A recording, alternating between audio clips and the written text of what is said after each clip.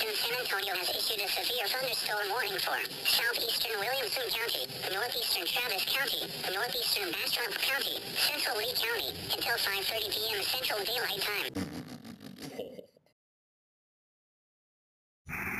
At 4:35 p.m. Central Daylight Time, a severe thunderstorm was located near Pflugerville, moving southeast at 45 miles per hour.